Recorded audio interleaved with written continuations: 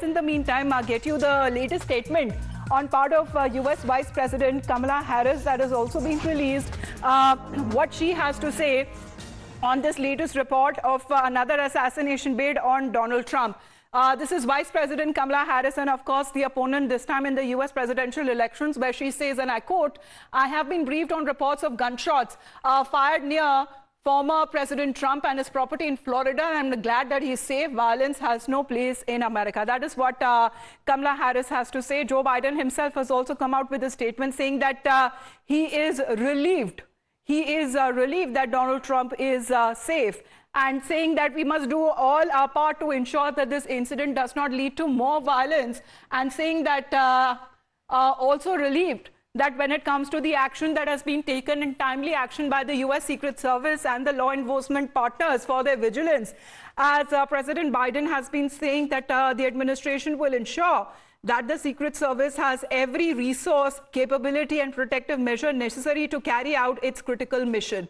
Srinjoy Chaudhary is joining us live from the newsroom. Srinjoy, good morning. This side of the world, we are waking up to this news information coming in of yet another assassination bid on Donald Trump. Yes, this is the second one. The first was in Butler, Pennsylvania a few months ago. And this one, luckily, he has not been hit. The Secret Service saw this gun barrel poking out of the shrubbery and immediately fired. The person, as we know, Ryan Wesley Routh, in his 50s, has once contributed to the Democratic Party, has also appeared to have supported, this is at least from initial reports, two Republican candidates. Even this time, they are Vivek Ramaswamy and Nikki Haley, and he escaped. He drove away in his SUV after the Secret Service fired at him, but luckily he has been apprehended and he is being interrogated. As you rightly said, President Biden has condemned it, Prime Minister Albanese has condemned it, Vice President Kamala Harris has condemned it. The Trump people have said that he is safe. But now we have to find out what the actual reason was behind this attempted assassination. Thankfully, he didn't get to fire because he had an AK-47 type assault rifle, which is impossible to buy in India if you're a civilian, but you can in America. And also, he had a telescopic sight. So if you're 400 meters away, and you have an AK-47 and a telescopic sight, then the target is not very difficult, even for someone who hasn't had any training.